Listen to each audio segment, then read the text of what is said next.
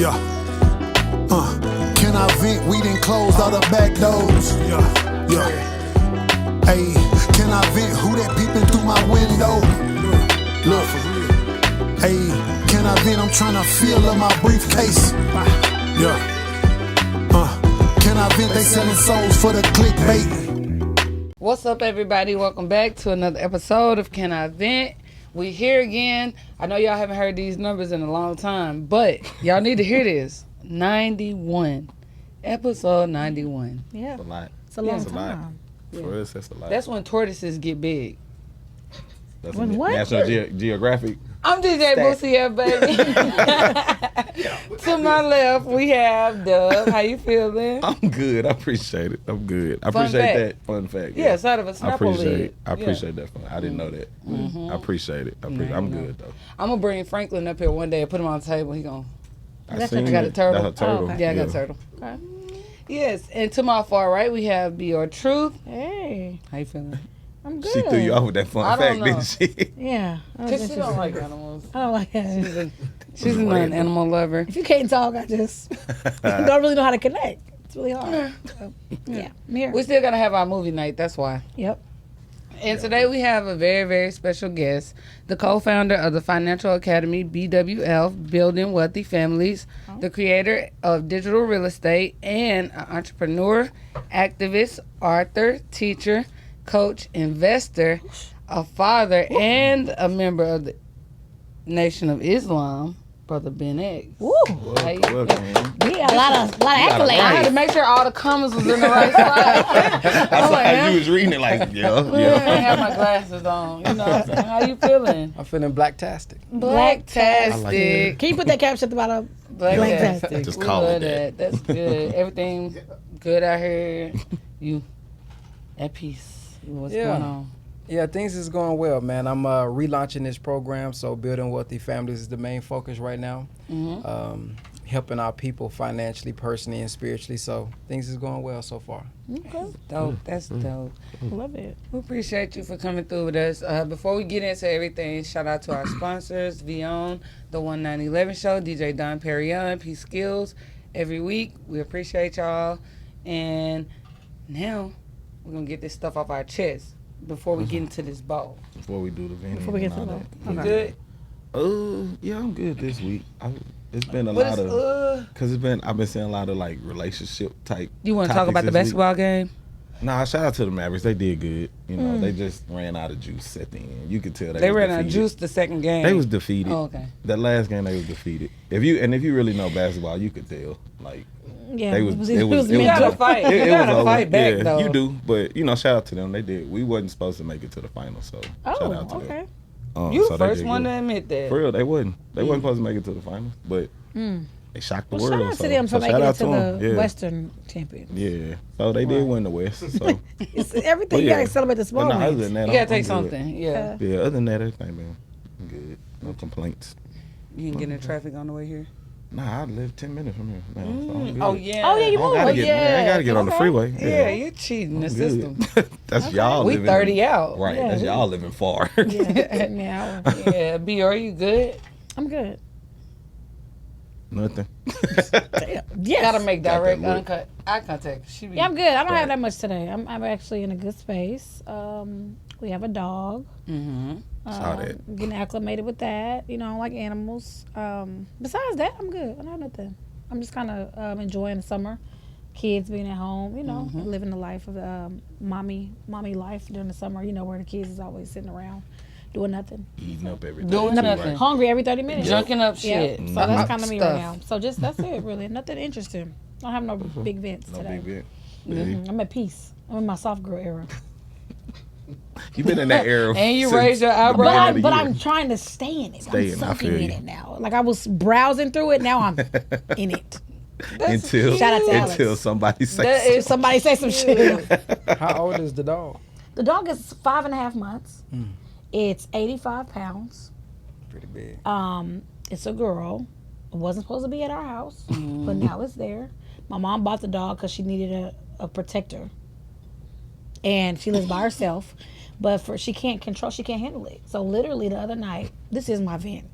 There you Back go. up. There you go. We live in all the way in Roy City, past Right. Rockwall. Mm-hmm. She stays in Frisco. She's 49 miles. Closer to me. Yeah. 49 miles from me. She gets the dog home for the first night. Can't get the dog out the car. It's so big. Stuck. She locks down on the back half, and you can't. You know, my mom is like 60 something. You know, Right. So we're on the phone. My son got a little bit more acclimated. You know, he's 18, so he was more acclimated with the dog. He's big. You know, so he's on FaceTime. We're on FaceTime for 2 hours, trying to convince the dog to get out the car. And he's like, show her my face. So she's on the iPad, like he said, get out. So And like she the on dog, the iPad? the dog, 2 hours. My mom got so mad, she was like in tears. She's in the car eating her food. She's like, I bless her can't heart. leave the dog in the car. It's hot in the garage. So she's like, I'm just gonna leave the doors open and maybe it'll just get out. Get out. So then 30 minutes later, she'll go back. So she finally called and she's like, can somebody please come help me? So we drove at 11:30 at night. Took my son all the way to Frisco to get the dog out the back seat. Dang. And when I tell you, I said, and then from then on, I'm like, so how are you supposed to handle this dog you've gotten? And it's only 5 months. So, I mean, like, what are you going to do as it? They're like, they're predicted it'll be like 190 pounds. Right. I'm like, so this is double what are you going to do? And she's like, well, but I'm going to be able to train it. I'm like, no. She had to get This a is real trainer, different. yeah. And then pulling me around. And I'm just like, you know what? So now my dog got the dog. My son got the dog. Got the dog. So now it's in my house and I'm scared of dogs and it sits on the couch and it doesn't sit nowhere else and it won't sit nowhere else but the couch. You can't go in your living room. No. So I've been in my room thugging it on Peacock. So I'm like, I'm good. I'm just in the room because I can't fool with it. It's just too big for Thugging my... it on Peacock. Wow. Yeah. So that's my little... Her name is Dior. That's nice. No, it's not. It's Dior. And so that's what we're doing right now. So maybe we'll make some money off of her later. It should be beneficial in my life. She Some will. kind of way. But right now, she's a burden. Right now, Eat she's my a- salmon. Yeah. It's gonna be your best friend eventually. Yeah, okay. That's how it happens. That's what my son said. Yeah. So Yeah. that's my vent. You got a vent? No, I don't have It one can right be now. anything. Your kids, traffic, the weather. It can be anything. Grocery It prices. don't be nothing in particular. Yeah, the summer is hot. I need my life to get together. I need to be at this level of nothing's bothering me. Yeah, it may come up later. Okay. Yeah. Gotcha. Yeah. Gotcha. Okay. No Okay. worries. Yeah, Perfect. anytime. Understandable. Well, vent him in. Maybe he'll get... Right. Yeah, right. So before we get started with everything, we do what's called the vent in, and you'll just repeat after me. You ready? Yeah, I promise to keep it real I promise to keep it real and tell y'all exactly how I feel. and tell y'all exactly how I feel. I'm gonna tell it like it is 100%. I'm gonna tell it like it is 100%. So excuse me, can I vent? So excuse me, can I vent? Yeah. Perfect. Yeah. Yes. Yes, you can. As he was Now you saying, gotta it's keep like it he had above. to make sure, like, He I'm was saying like, the right. What am I Like, repeating? am I right? I was actually thinking about Mo 3 song as I was saying that. Oh, Oh, can yeah, I yeah. vent? Can I vent? Yeah. Yeah. Oh my God. They be please. swearing we took the name. Yeah. Now we're gonna be That's how we online. took it. Like he was the only person to vent in the world. Right. But yeah, shout out to Martha. So we're gonna move on to what's called the Can I Vent discussion bowl. So in this bowl is a bunch of different papers.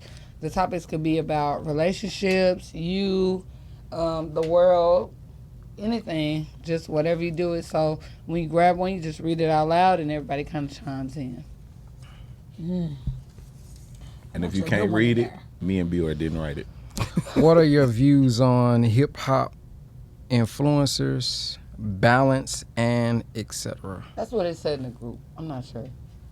So basically just open, like, What are your the views on state that? What are your of, views on like, hip-hop just and How hip-hop? yeah, hip hop hip-hop influences the world and Yeah. things that are going on.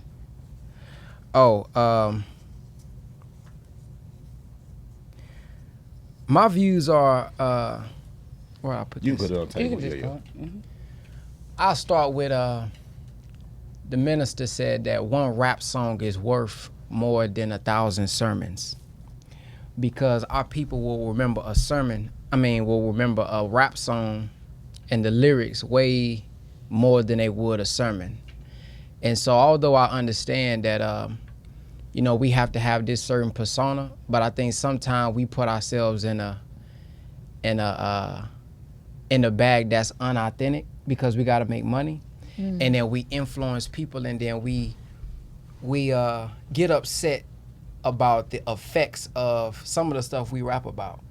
So I make music too, and the reason I started making music because instead of complaining about what people not doing or they doing it the wrong way, I just want to show that hey, you can make money through making music, or you can influence people through making music. And one of the greatest ways to influence people is through music. That's how we learn our ABCs, A, Right. B, C, D. Right. So we learn through music, and we learn through patterns and repetition and things of that nature. But what I've been seeing lately, or what I've seen like over the past, I don't know, decades, is people see like the rap culture and the trap culture, and they start to live lives that they not really living, don't and they live, start yeah. to talk about things that they not really living. And to me, it robs you of the spirit of really what's on your heart and mind when it's attached to money, because obviously our people like trap music, and we like the beat, and that's what's gonna go viral. And something that's more conscious, more peaceful may not be as viral. But again, because it's attached to money, you got to do whatever's going to get the views. And so I'm always under the impression that if you have a way that you can make money on the side, and you're not forced to make money from your music, then your music can be pure, so that you can go to sleep at night. So my perspective or influence on it is that rap is very powerful. However, I just think there's a lot of people that maybe, and I know a few people, I'm not gonna name names, that didn't grow up in the hood. They didn't grow up Right. in shootouts, but you making music Living that like life, that yeah. for what? You know what I mean? So that's my perspective on it. It's a powerful thing. A lot of us learn through music, but I think that we just need to find a way to learn how to make money other ways, so that we're not trying to chase a record deal, chase to be signed, and doing whatever is popular. Like if you making twerk music, but then your daughter, you won't want your daughter doing that. Right, So that's right. just my thoughts Yeah, on it. yeah. So what would your music be categorized as? Like, what's your genre? Real. For sure, for sure. He like, I'm 10 toes. Like, What you right. mean? I'm like, that's Like, I really live this Yeah, life. I would say it's real, because I think by nature all of us want peace. By nature all of us want freedom. By nature all of us want equality. And so in my music, it's not just super conscious. It's about the grind. It's about the struggle. It's about making money. And that's what all of us deal with. It's about being betrayed. It's about overcoming some things in your life. So I just say it's real, because I know these people ain't shooting, killing people every single day. No, they Right. they at home trying to, Unless they're from up- yeah, further up. or they somewhere with their children. They somewhere with the woman that they want to be with. No real man, I think, who just wants to go to jail and be around a bunch of men all day.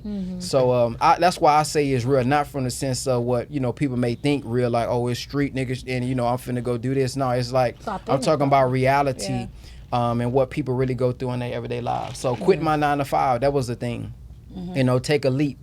So I think I got a song that say, I'm finna go live, quit my 9 to 5. They said take a leap, so I went and took a dive. So a lot of people want working a 9 to 5 and they want to quit. They live in check to check and they struggling. They want to spend more time with their family. They want to spend more time traveling. They have some burning desire in themselves to make more money, but they don't know how to do it, and they're scared to do it because they're so secured by this job that really ain't security, because during COVID-19 we saw that many people got laid off and they didn't even know what to do. They didn't know what to do with their children, their education. So those are the type of things that I talk about in my music. Okay, rap. We gotta add that to the Right. list. I know that's right. I like that. Yeah, they just long this week. Oh, okay. I guess this is an open topic for everybody. Women's rights when converting over, are they to be seen or not heard? And seen and not heard, I'm sorry.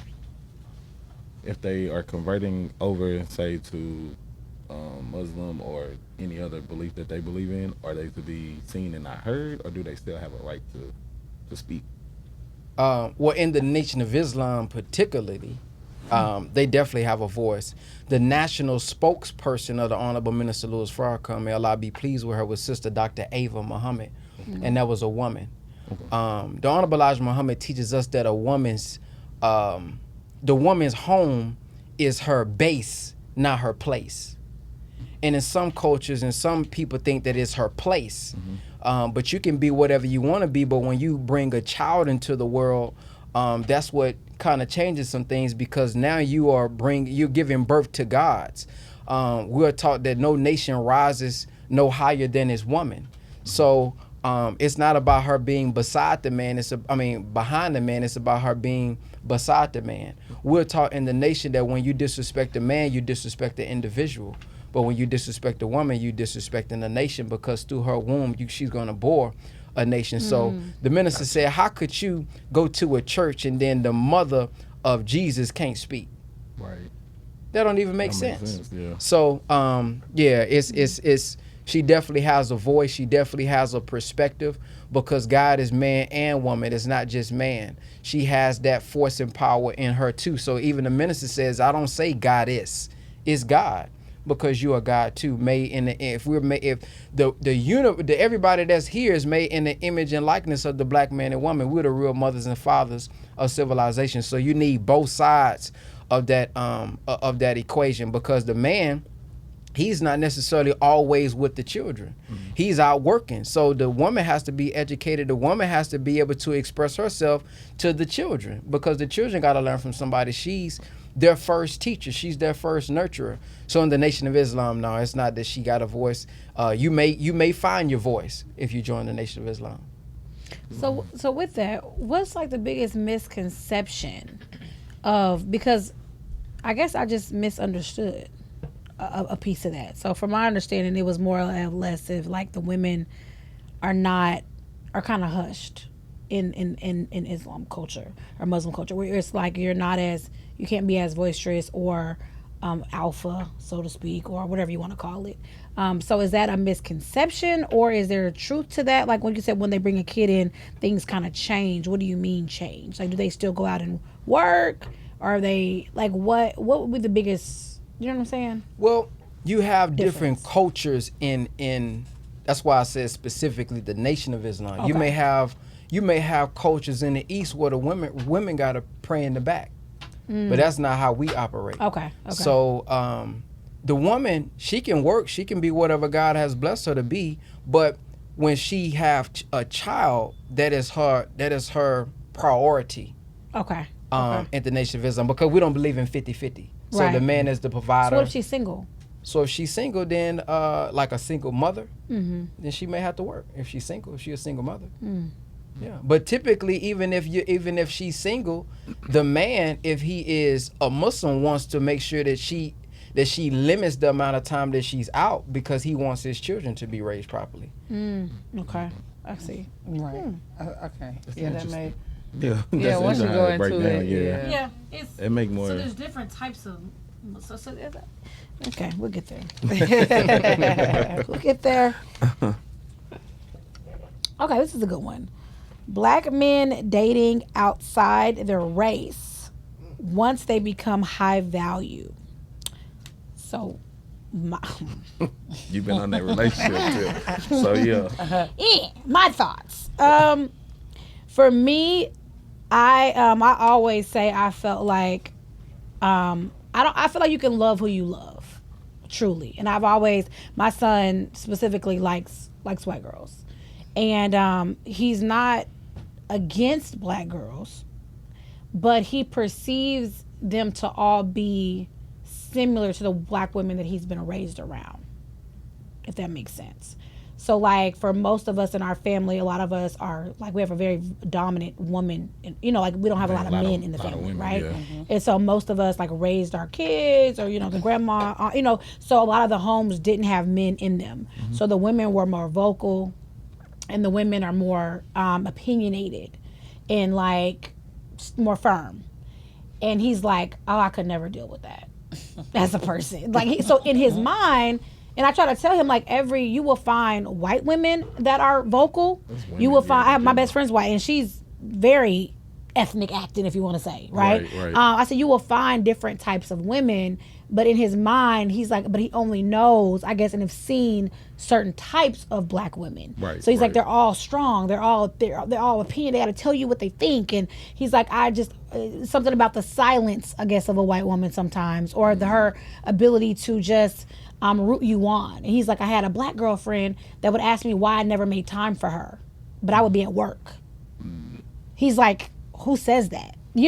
But you have a white girl that may be clapping and supportive, like, oh my God, you got a job, and good job, and keep going, and I understand you're busy because you're working, so it's like, I always think when men get to a certain level, they feel like the white girl is the easier route to deal with. That's what I think. There's the easier safe space to where I can just relax and she ain't gonna trip out. But That's the mindset. Yeah. but I think when they go back to their lowest point, I think black men know that a black woman is going to have their back when it's tough. And I don't like that piece of it. It's like when you fall, it's like now you want to go back home to what you know, which is mama and the black woman that's going to figure out, and you're in jail and you're hustle, whatever. Black woman's always going to have their kids back. And they're always going to root them, no matter right, wrong, or ugly. It's like they're there. Right. And then I feel like, it's like they're good enough for that. And then when you get to a certain peak, it's like, now I need something else because I'm good. And I need something that's going to just allow me to, live my life. So that's my thought process that's my thoughts. Yeah. She looking at you. Brother Ben is looking at you. Boosie. I was wondering what Boosie think. Yeah. You can't be quiet now. Yeah, don't be shy. You date whoever you want to date. Answer the question. That is very political answer you just gave. She don't want to say. Well, what was the mantra? Once gotta they go. make it Why the to black a man- higher gotta open status, up. so like, promise to keep it real. Yeah, I don't think you keep it real. She don't. She always try to host and don't answer the question. Okay, so no.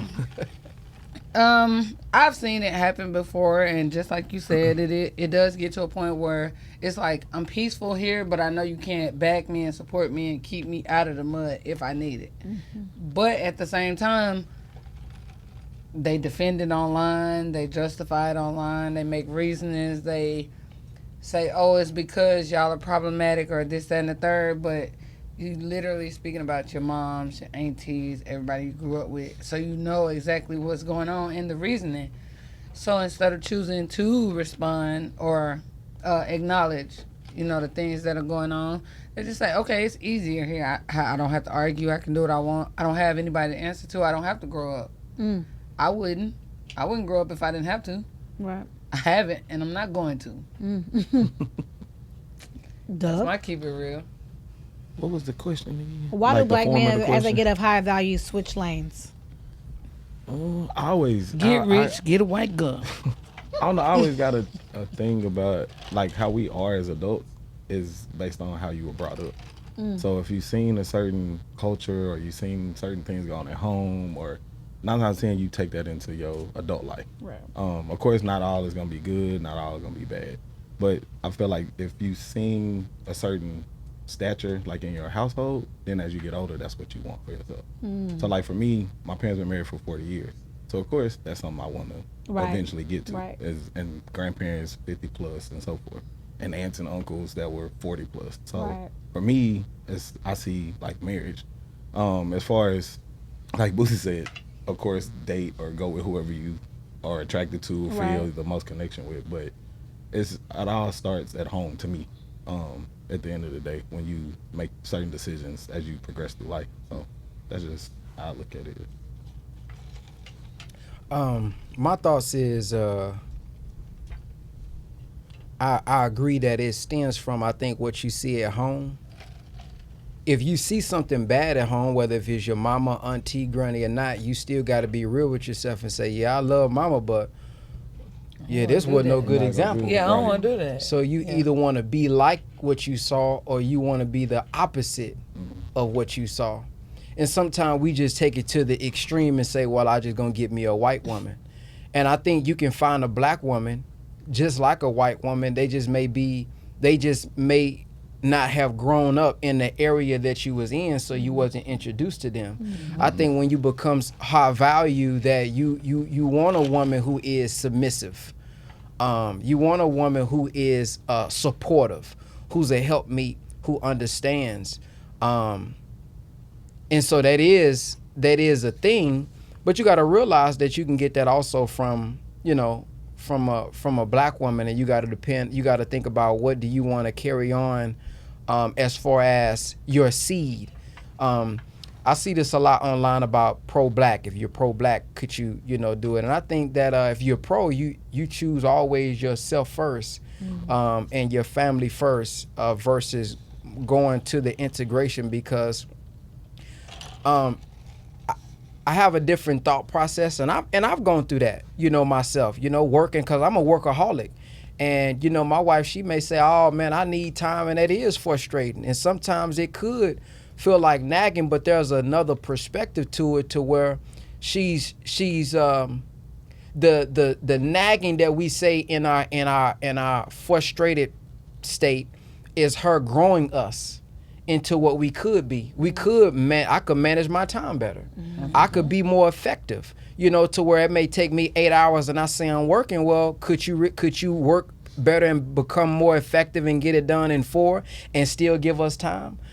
So I think as long as the woman is willing to work on herself and realize that she do have some trauma, and the man realize that he do have some trauma, no matter how valuable he is, they can see that, hey, I can still stay within my culture. There may be some differences here you don't understand while I'm working so much, but I just think we made for each other. You know, if you ask me, I think we made for each other, and I think a lot of the difficulties and conflicts that we have is there for a reason. We just have to see it from the right perspective, because the woman, for one end, you know, because she may not be as feminine, she may not be as a helpmeet as she should be, but what made her that way? We was taught that in the Nation of Islam, there's a quote that goes, every no good woman was made that way by a no good man. And men, you know, we don't like to hear that. Oh, man. No, we don't. But She said it. Not That's us. a word. Don't Right, get in our right, comments. We didn't say it. You know, Brother Ben said it. you know, I didn't say it. We I may not amened like it. to hear that, and it may not have been us who did it. It may have been the white slave master who trained us this way, and these things trickle down through our grandparents, and it made us how we are. But nevertheless, the woman, I think they've been made this way to be masculine, especially when you talk about the single households and how, I mean, there's men on my Instagram right now. 50-50. Yeah, I was about to go into that. There's men right now on my Instagram when I posted the minister saying if your woman works, that's an added blessing. You know, you should be thinking in your head, how can I work to go make more money so that she is not required? Now, if she want to help out, hey, man, if you want to help and be like that, cool, but to where she's not required. There's men who got money saying, man, I ain't finna do no 50-50. Even if the child is born, they still want to do 50-50. So she now has to be forced to go out there and think masculine, think making money, think objections, think sales, thinks, you know, business. That's being cold, and she can't be warm and fuzzy and don't have to worry about all of the difficulties of life and the stress that already comes with raising children. And so they've been made that way. And when I first came into the Nation of Islam, there was a brother Malik, my student minister, and he said that a real man, though, could break that. You know, a woman naturally wants to be secure. So if she's been in a situation where she has always had to fend for herself and she has a child, she may not even. There's some women that'll say they don't even want the man to pay. I wanna do this because I don't want to be left if he. But that's speaking from a place of fear. You don't want to be left. You don't want to be abandoned. So you never had anybody that makes you secure and say, hey, no matter what's going on in a relationship, I'm going to be able to pay these bills and make sure that I'm providing for you and providing an environment for our children so that you can raise them up properly. So it's a lot, man. It's so many variables, so many different things, so much trauma that we've gone through. But there's this book called Secrets of a Millionaire Mind, and it talks about the mindset of a millionaire, but you can take those principles and use it for different areas of your life. And it talks about these wealth files and how we all got files in our head. So our subconscious programming leads to the way we think, how we think leads to the way that we feel, what we feel leads to our actions, and our actions lead to our result. So scripture says, be ye transformed by the renewing of your mind. So if you want to change the fruit, you got to change the root. So when we think about the mindset of what actually has happened, what files is on our head from a black woman? You ain't nothing. You're going to be just like your daddy. Take your mother effing butt in there. You know what I mean? These are all thoughts that you're getting from a black woman, not knowing this black woman was just hurt. This black woman was just going through some trauma that she never dealt with. And it's not all black women, but if this is all that they have as a file in their head to associate with a black woman, then it makes the opposite attract. Yeah. Right. That was a word. Stay tuned for part 2. Listen, so with that being said, do you feel that social media has reshaped womanhood and the standards of women these days?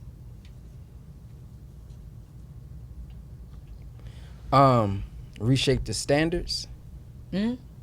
or what they Like do. a lot of things Like- used to be frowned upon, like back in the day, you know, people had to leave the church because they were doing secular music, or people can't go around this area because they have on the hoochie mama clothes. Now, you know, the grandma's got the hoochie mama clothes on, so it's like, it's not a line anymore. Yeah, I seen them on TikTok. Yeah, I think social media has made it easier for you to be who you really are. Because because That's true. you know, if you was putting on the booty shorts when you left church, that's who you really are. You know, you come to the building and we turn the music down. We come to the building and we stop cussing. Yes, ma'am. No, ma'am. But when you leave, that's who you really are. So the scripture says, don't you know that that the Spirit dwells within you and that you are the real temple of God? So many of us, we go to the building and think that's the real temple of God. But no, the real temple of God is me, you. So how I act amongst y'all, whether if I'm in here or whether if we go out there, that's who you really are when you are I think Jesus, there was a difference between Moses and Jesus. If Moses caught somebody doing something, he stoned them. Jesus said, even if you thought it, you already sinned.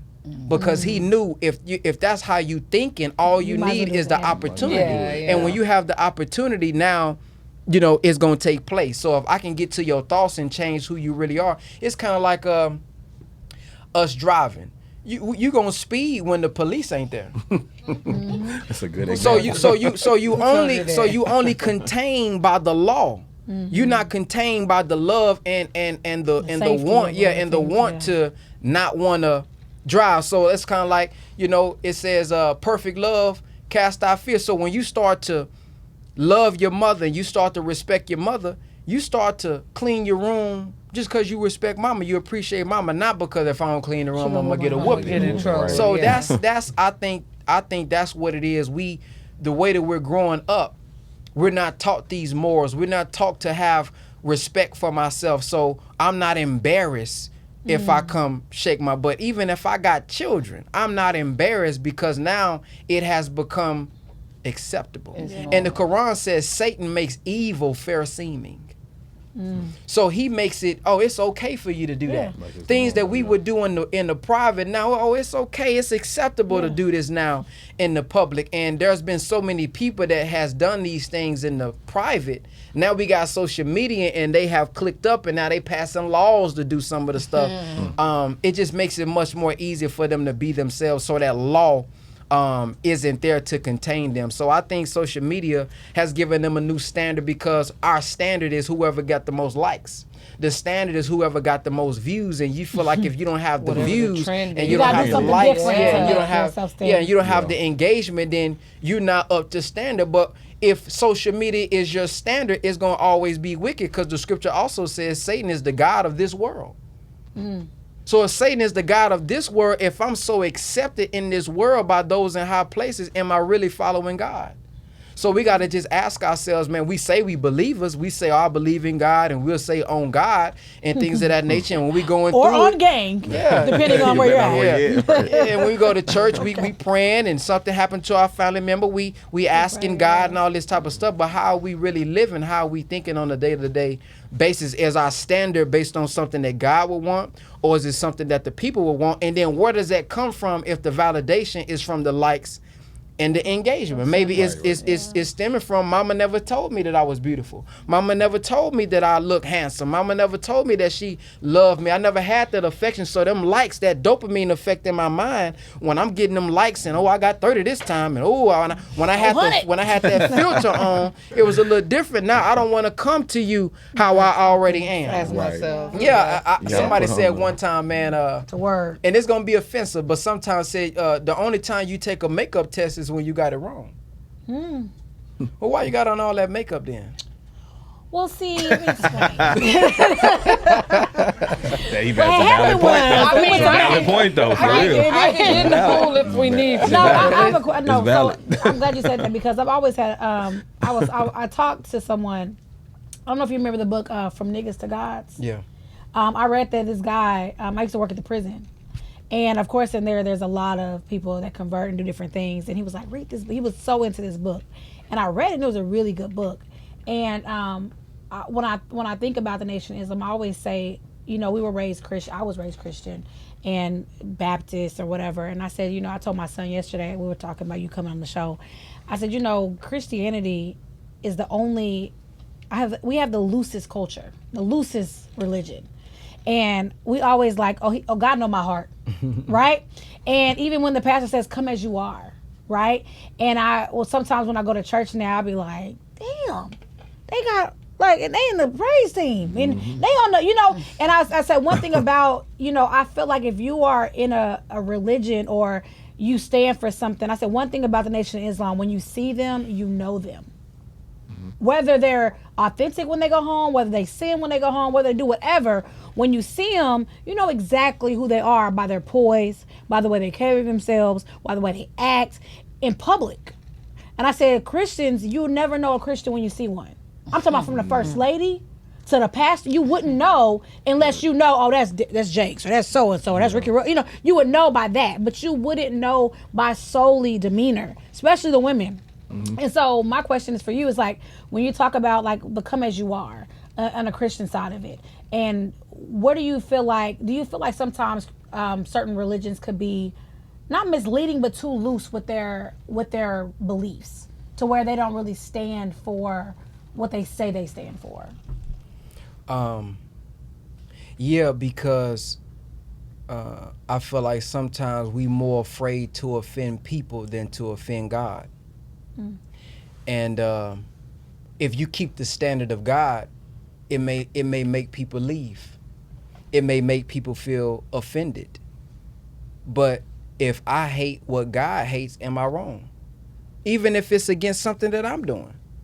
So the difference as I joined the Nation, because I grew up Baptist, and the difference is we say to come as you are, but we have something on the other side of it. Come as you are, but you don't stay as you are.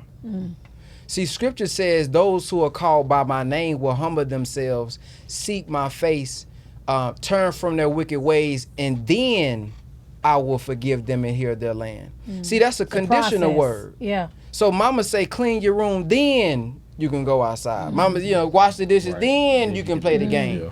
We say, well, he just gonna forgive me. That ain't what they said in the scripture. And then it said, well, Jesus said he paid for my sins. Well, if he paid for them literally in the way that you're saying, why is there a judgment day? And if he died for them and then he rose back up, well, if I go to the store and I pay for something and I come back and get it, the minister said, it's something we got to think about, talk about that. He paid for it, he died, he gave you his life, but then he took the life back. That's a little confusing. Right. So we just gotta, I think it's that we, one, I heard the minister say, when you aren't living it, it's hard for you to teach it. Because it's criteria in there that talk about, what should and what we shouldn't do, but it's hard for you to teach that when you're not living that. And then I think it's just that we're afraid sometimes to offend people. We want to, get more followers or build our church or whatever. So we don't want to say anything that's offensive. But men, I think, and even women are looking for discipline because that's what we need. Yep. In the Nation of Islam, the difference is you raise your hand and you're joining a mission. You're raising your hand to do the work, the resurrection of the dead. So if you're caught slipping, you're going to be checked on it. So that's why you see us, and it ain't you can just do whatever you want to do because it's a military that you're joining. So if I say, hey, it's not bedside Baptist where I can choose if I want to come this Sunday or not. If you don't come, hey, brother, where was you at? Not internet. No, ain't no bedside Baptist. You gotta be there. Streaming is getting popular. Yeah, you gotta be right there. We streaming it, but if you got a mosque there, you got a study group there in person, why wasn't you there? Well, I was, I had to do something. So, and then you're going to get solutions on what could have been done to overcome that, because as FOI, we taught to rise and overcome all obstacles. And so if you got all these weak excuses, and see, devil is deceptive intelligence rationalizing disobedience. So we'll say, well, I chose to go to work. They asked me when I wanted to go to work, and I picked Wednesday or Friday at 7. Well, you had the power to pick another time, but you chose this time because you know this is study group time. So now you using your deceptive intelligence to rationalize the fact Why that you you're know not you were there. supposed to be here. Right. So these are the type of things that we do, and this is what keeps us on track. Because at first in the Bible, it was you talking about a little serpent, and then over time it turned into a dragon. So all of us got God and devil within. Whatever you submit to is what you become. And so if I can cut that head off in the beginning when you doing little devilish stuff and you trying to slip away, if I can check it now, you know it won't get bigger and bigger and bigger. Absolutely. And the reason I think some of us are going from or becoming killers and things of that nature, we wasn't born that way. When you 5, you run around playing video games, smiling and cheesing. How you going? You mean mugging everybody that come by. Yeah. Something has happened, and you have grown into this, and you became something that's really other than yourself because you wasn't checked on it properly with the right spirit. Now they're not gonna call you and say, brother, you know good goddamn well you supposed to. No, it's brother, hey man, how can we help? So you just know that it's with love. Right. You being held accountable, and it's not no do whatever you want type of religion. It's work. Scripture says in John 14:12, those who believe will do the work that I'm doing. So you can't just join and now you ain't telling nobody about God. You ain't telling nobody about the mission. You not trying to resurrect anybody. He said, hey man, if you don't have power to change men and women in your life, then Christ is not a power in you. I can do all things through Christ that it strengthens me, but every month on Instagram I'm complaining. Every day on social media I'm talking about how bad my life is. Who you really following? So if you don't have anybody to check you on that and just keep that reminder, we'll fall off, and we'll look just like the world, like you just said. That's the word. Message. It's back on you. A message, a word. Some good answers. I like that. Yeah, I know. I gotta go read the I'm book. tuned in. Like I gotta. I'm watching the Gotta switch some episode. stuff up. Broken homes, black men not raising their children. You gotta sit up on this one. Yeah, gotta get. Let me adjust my chair. I'm a single mom. I'm here. How does that feel? How does it Man. feel? Exhausting. It's exhausting, but the fact is my mom and dad have been together for 22 years, and I'm a daddy's baby. I'm the only girl, so my daddy taught me everything. So it's kind of like I do both of the jobs, and it's exhausting.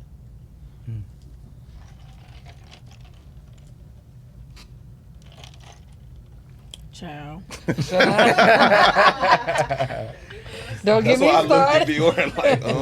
I mean, no, it's Peacefully. the I don't excuse my language. I was gonna say the fucked up part, but the messed up part about it is that it feels normal. That's probably the biggest issue. Because we taught to It feels do it. Just do it. normal. Yeah. It feels like I think a man is like having the father is almost like an accessory piece. Like my daughter's dad is very involved, and my son's dad wasn't. So with him, it's like it's definitely helpful. But I still find myself not wanting to do the bulk, but still being able to. It's almost like, oh, I'm so glad it's like a privilege, not like he's supposed to do it. It's almost like, man, he's showing up to all the stuff, and he's at the good. cheer It's practice, supposed to be, and it's yeah. like, damn, this is good. And in comparison to what I know, or what I've seen, or what I've watched others do, so I think that's the bigger issue for me. It feels like second nature. So I grew up with my dad, but I didn't grow up with my biological parents. So my first time seeing my biological father was in his casket. I recall seeing my biological mother maybe one time. I actually had 21 biological brothers and sisters. Wow. And I only know of 4 of them. I met 2 of them at my biological father's funeral maybe a decade ago. And then I found one of them like on Facebook through just looking at the obituary, just searching for names, and I ended up finding one of them. But I used to always wonder, like, man, what does he look like? You know, what does he sound like? You know, I always try to Google pictures, and that will find pictures. And I would wonder, man, why they never came back and maybe called, asked about me. So there was this sense of like void that I had, but I had parents that that raised me. So my mom that recently passed, who raised me, she's my biological mom's cousin. Oh wow. So that's who sacrificed and got me since I was 10 days old. I was actually born in prison. And so she came and got me, and she's raised me ever since. And so I always had this yearning for like my biological father. But when I joined the Nation of Islam, I found the father, if you will, what I was looking for in the guidance in the Honorable Minister Louis Farrakhan. So the minister said, a father helps their children go farther. You want them to go farther than you. You want to put them in position. You know, the scripture may talk about your children's children. So you're building wealth, and wealth isn't just money, it's the knowledge, so that you can have wisdom on how to navigate through such a difficult life with all these complexities. So it's difficult. Obviously, I mean, I can only imagine as a single mother, and you know, it has become something that's normal. And I think we all know about the stories about how hard it is and how difficult it is. But I think that if we find a right mentor and put the child with the right men, yes, they missing a biological father, but I think there are solutions for us to get with men that are that do have leadership qualities, that do mentorship programs, and still raise the child so that they can be whole and not have this void that a lot of them may have without the father figure. So the minister also was raised by a single mother. And so if the minister can become who he is and be such a strong leader and raise so many black men, call 1 million men and 2 million men come, and nobody fights on that day. So to have that type of leadership, that type of strength, that type of longevity, and be raised by a woman shows the power of a black woman. It shows the power to be able to be both. Now I would never say Happy Father's Day to a mother, but she has the ability to raise the child. And even when you think about, I mean, if we're gonna keep it real, I mean, you think about it, I believe Joseph was Jesus' biological father. However, he wasn't necessarily in the picture with her because they couldn't, it was, they weren't nobody supposed to know, Right. so Allegedly. the minister said, if your daughter come in the house and she said, I walked by and the Holy Spirit got me pregnant. Yeah, but nobody believes it. You gonna go find out. Go get her. Get your little fast ass over there. So I just think that it's possible, and we just have to find ways to, because I mean, naturally everybody's not going to be for each other. People are going to break up. The man, I seen there's this YouTube channel called Soft White Underbelly. Man, it's painful to watch. There's this white guy who interviews crackheads, prostitutes, things of that nature on Skid Row. And they would literally just tell their story of how they got there. Yep. And one of the stories touched me, man. It was this sister who said, man, my dad was the one who raped me. So she has, so she got a brother and a son, however that works. So you got that situation going on, and she wasn't raised in her, and it was one of the realest things she said. She said, I wasn't raised. I don't know how to raise no child. So her being on the streets, her living how she's living, parents ain't taking care of her, not caring for her. She was literally crying, saying, I don't take care of my child. How I'm gonna and it was so logical the way she said, how I'm gonna take care of my child? Hell, nobody raised me. So it's like, man, this is the condition that we in. So yeah, black men need to stay and black women need to stay, but it's like, man, we don't know what they are going through, what the pressure. And say, well, if you don't want to deal with it, strap up. But hey, man, it feel good. You choose it. You human at the end of the day. So we thinking about pleasure. We thinking about, we're not thinking about the responsibility that comes with the pleasure. We should, but we not. You know what I mean? So you at 14, 13 having sex. You know what I mean? You skipping school, skipping lunch, doing your thing. You ain't ready for that type of responsibility. So that's because, and the reason I think that way, because the minister said we are righteous by nature, wicked only by circumstance. By nature we are good, and we're so good that sometimes when we're doing wrong, we want to avoid the situation, not to necessarily make it worse, but to make it better. So if I'm so, let me remove myself See, I've been studying the science of the mind, and the science of the mind says somebody who actually did the transgression, they're the person who actually leaves. Because naturally they are good, so they want to leave the situation so they don't continue to do bad. So if the man stepped out on the wife, what he really tries to do is justify something in the wife so that he can leave, because he knows there's this guilt inside that he's actually done wrong. This is why people who are in the streets, when they doing wrong, you be like, damn, bro, you know them camels was right there? They're subconsciously trying to get caught. They're doing it so overtly to go to prison so that they don't continue to rob and continue to kill, but they don't know why they doing it. So that's how I'm just learning how the mind works and learning why people do some of the things that they do. And it's not always they just bad people. It's not always they just don't want to be in their child life. It's so much deeper in trauma that they haven't dealt with that leads to this. Not that it's an excuse, but as a redeemer and those who want to offer solutions, we got to understand that perspective and approach it that way, because as long as we continue to look at the effect versus the cause, we're going to keep whooping people and chastising people and call them deadbeats, but the cycle is going to continue because we're not getting to the root. But the good part about it is social media has, you know what I'm saying, the people who aren't doing it and the people that are. So now you are able to hear the people that are doing it, and you know it's okay. It's a group of people. If you want to go a direction and be a better person, be a better father, you don't get, you know what I'm saying? Most people are like, oh, you're not in the streets, you're lame. But you can go over here. It's okay. Yeah. It's not too bad. It's not too bad. How was your experience meeting Minister Farrakhan? I know you spoke on him a lot since we've been talking. So how was like just your overall experience, like when you first met him and even present day, like how y'all relationship is? When I first met him, man, it was so people always say when you meet the minister, like your mind goes blank, and that happened to me. Yeah.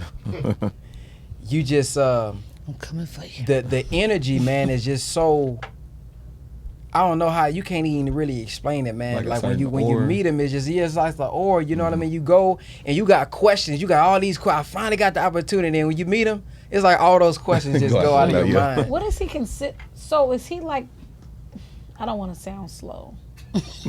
Okay. But like, what is he considered in y'all's, what is he? So he's the national representative of the Honorable Elijah Muhammad. So he is what some outside may consider him a leader, but he says he's not necessarily the leader, the Honorable Elijah. He's just simply following the teachings and guiding us with the teachings of the Honorable Elijah Muhammad. Which is who started the Nation of Islam. So he didn't start the Nation of Islam. Master Farrakhan Muhammad came, and he's the one who founded the Nation of Islam. Okay. And then he raised up the Honorable Elijah Muhammad, who was from Georgia, taught him 3 years, and then he's the one who propagated it and spread it. Continued. So Farrakhan, he's like I don't say rank, but he's the highest. Yeah, so think about it like like this. legislation. Yeah, so think about it like this. So God spoke to Moses face to face, according to the scripture. So he talked to Moses face to face.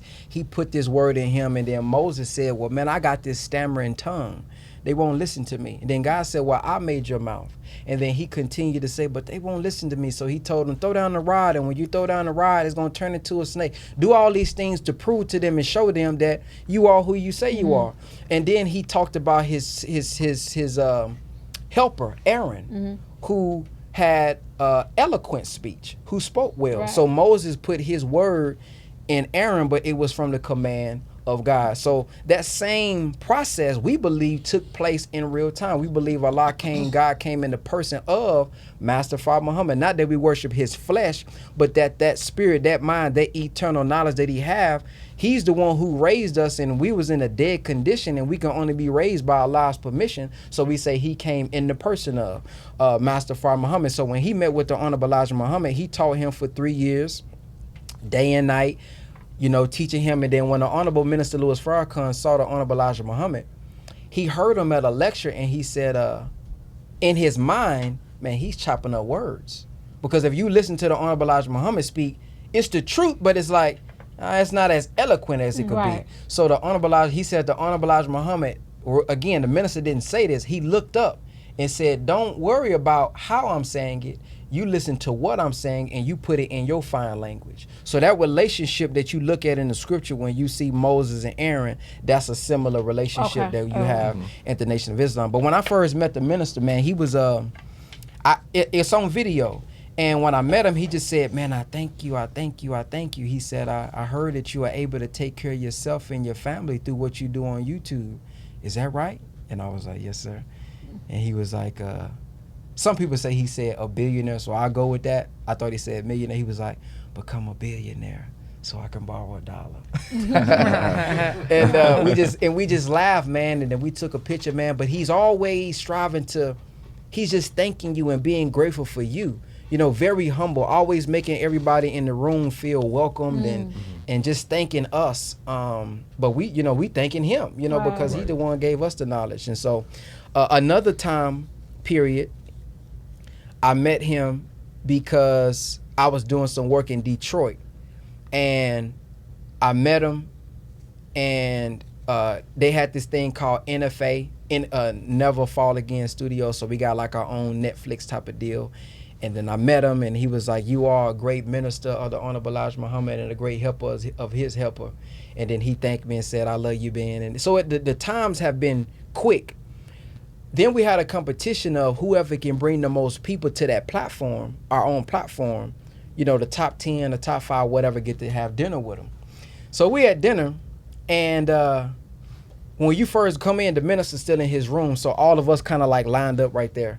And I'm lined up, and when he walks out, all of us lined up, he looks out and he said, is that you, Ben? No, he said, like, is Ben here or something like that? And then, we laughed about it, and then we came down and eat. Now, a lot of people have said, man, the minister can read minds. Now you hear it, and it's like, oh, yeah, okay, y'all was just spooked out, whatever. Yeah. Man, so the minister's sitting right here at the edge of the table. I'm like literally right here where you at. I'm next to him. Now, I grew up in Oak Cliff. I don't know nothing about, you got your spoon and you got your fork and then you got your another fork. And salad fork. Yeah, I don't know about all that, so I'm like, man, I don't even know how to eat. So I'm looking at how everybody else eating. And so I'm like, oh, this some cool stuff. I feel like I'm on The Godfather now, So the bread, so you got, all my food has been given on the right-hand side. But they put my, you got your bean soup, you got your salad, you got your dessert, but then they got my bread on the left side. So it's to the minister's right and to my left. So in my head, I'm thinking, I don't want to eat the minister's bread now. So I'm sitting there, and I think in my mind, man, is that my bread? And the minister literally seconds later said, I think that's your bread. Like literally. He said, and it was crazy. And then after that, a sister was like over here, and she said later, she didn't mention it at the table, she was wondering if the minister's teeth was real. And she said when she thought that thought, he started to talk about his teeth and how they real. So it was just that was a crazy experience. And then the last time was at Savior's Day, this past Savior's Day, and the minister came in and we was doing the dinner. He had paid for like 1,000 people, I think, or whatever, to have dinner or something like that. And we about to eat. Now I come in late, and the minister's like going around. They push him in a wheelchair so he's not having to walk everywhere, and they taking pictures with him. Whoever could get to him, because security all around. Right. And I'm like, man, the collective is like a group of people that I kind of vibe with, and we defend the teachings and we study together. So they at the table. So I come in. But I noticed the crowd, and I know anytime there's a crowd at Savior's Day, the minister probably over there somewhere. So I walk over there. I'm like, why y'all ain't over there? So I walk over there. They follow me. I'm like, okay, there you go. But it's hard to get to him. So I'm looking at him, kind of on my toes. He go around. Dang, I missed him. So I go back and sit down. But he was only going to the other side of the room to greet other people. So I went over there. And I'm in the back. And so it's like, so now the ministers are right here, and then it's like 2 brothers right here, and I'm peeking.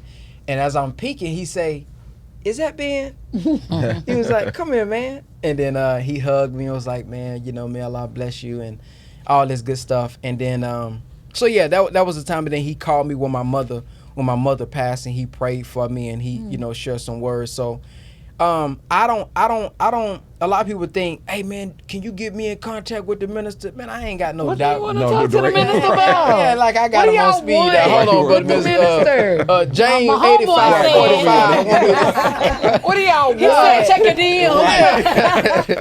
Let's Craig- get Craig Farrakhan, we gonna get you. _23. We gonna get your Instagram. Yeah, hit him up. FaceTime. Nah, so it's not like that. Do he know how much he can charge for a DM from him? Right. Like, for real. But what I've always said, even before I met him, there's this book called Closing the Gap.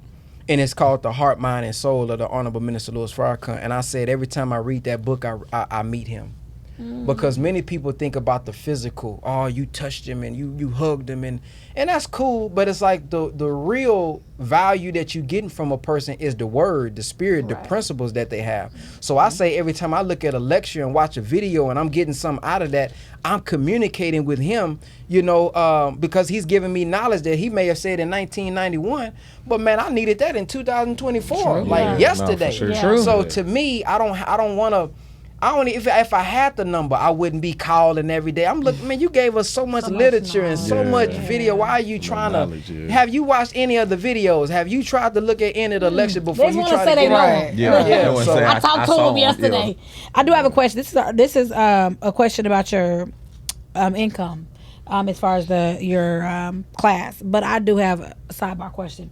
Why when celebrities, like I was on a tour, Cash Money and the Rough Riders, they had a tour and it was like maybe like 200 of them, and they all had nothing but Nation of Islam security.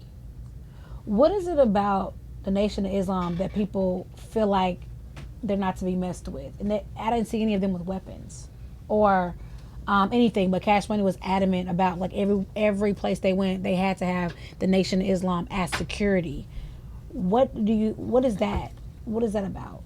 Well, we've built a reputation in the Nation of Islam of securing our people, helping our people, and most importantly, loving our people. And the reason we don't have guns is because that's reactive. We're proactive. So, for example, I was with Dame Dash this past weekend at Jekyll Island, and the brother came in and we went to a restaurant, and the brother looked at all of the men in their eyes and introduced himself and met them and you know built a rapport with them, and he came and whispered in my ear and he said, now all of them are security.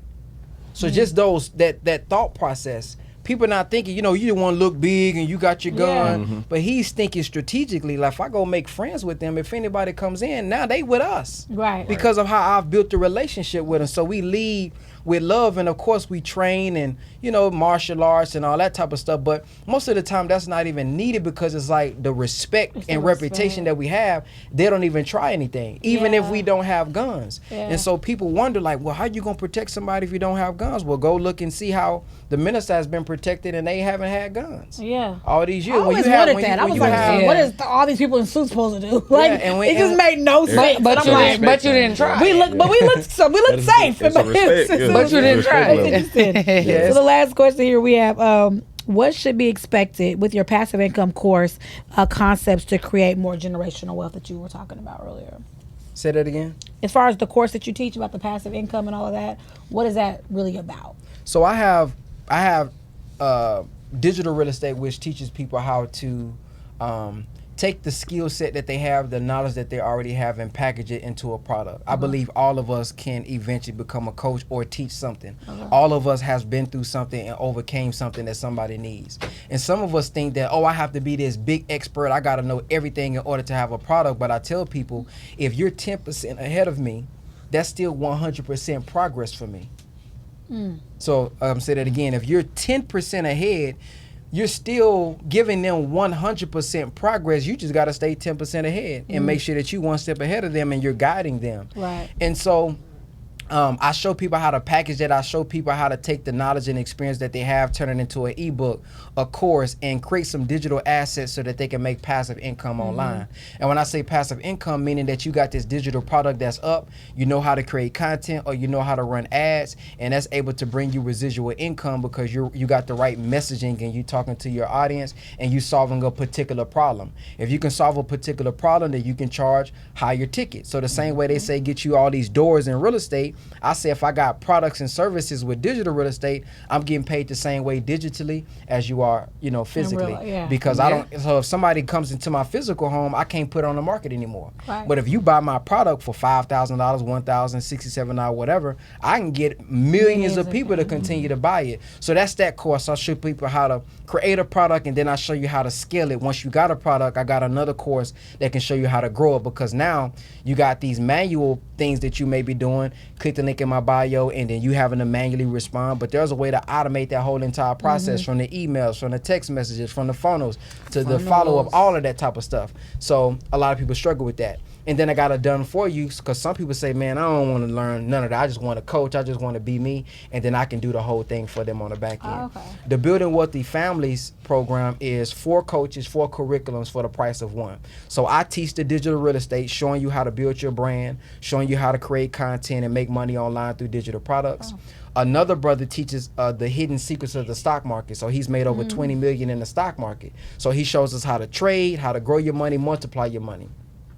Another sister teaches on business and taxes, because a lot of us got this product and we know how to market, but we don't know nothing about our taxes. We're not structured properly. We don't know how to hire. We don't know how to scale. So she teaches that. And then the last sister Lexis, teaches on wealth management. So how do I put this inside of a trust? So, okay, I want to pass this wealth down, but how do I protect it? How do I create a private bank?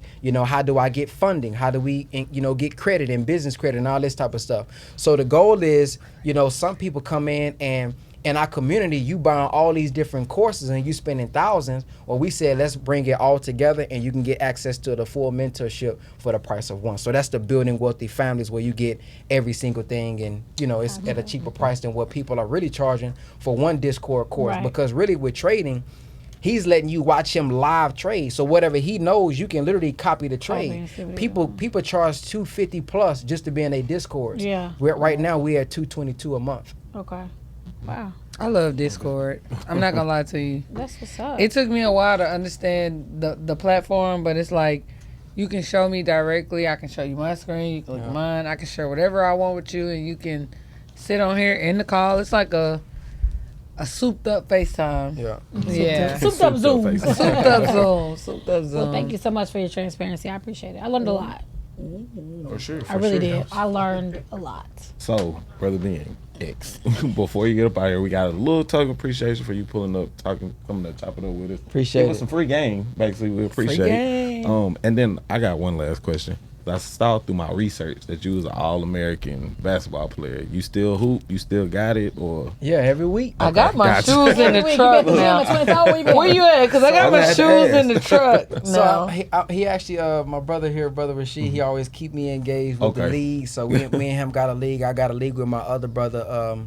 We play on Thursdays, so it's like a men's league just to stay in shape. Okay. And I'm starting to feel old, because I remember them older brothers used to come to the gym and say, man, I'm just getting cardio. Right. You went one down and back.